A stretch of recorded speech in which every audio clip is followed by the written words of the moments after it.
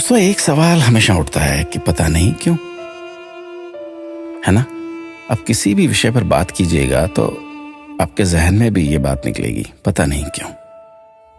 खाने को सादा दाल रोटी होती थी, लेकिन फिर भी किसी को खून की कमी नहीं होती थी, पता नहीं क्यों। स्कूल में अध्यापक खूब कान खींचते थे, डंडों से पिटाई होती थी, लेकिन कोई बच्चा स्कूल में डिप्रेशन के कारण आत्महत्या नहीं करता था, पता नहीं क्यों। बचपन में महंगे खिलौने नहीं मिलते थे, लेकिन हर खेल बहुत आनंदित करता था, पता नहीं क्यों।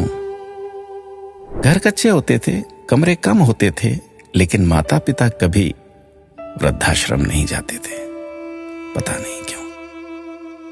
घर में गाय की, कुत्ते की, अतिथि की, मेहमानों की रोटियां बनती थी, फिर भी घर का बजट संतुलित रहता था। आज सिर्फ अपने परिवार की रोटी महंगी हो गई, पता नहीं क्यों।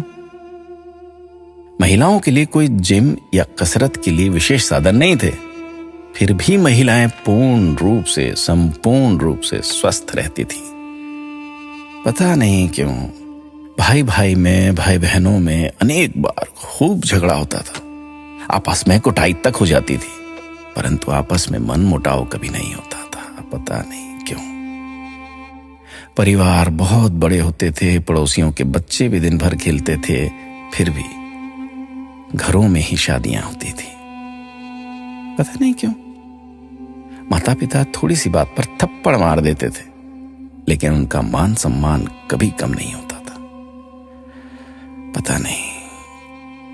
ऐसे अनेक क्यों के सवाल दिल में उठ रहे हैं। आप सभी तक इस क्यों को पहुंचाने की कोशिश कीजिए। शायद फिर से पहले जैसा सौहार्दपूर्ण वातावरण, आपसी प्रेम, एकता का माहौल बने। एक एक 11 होते हैं। अपना ख्याल रखिएगा।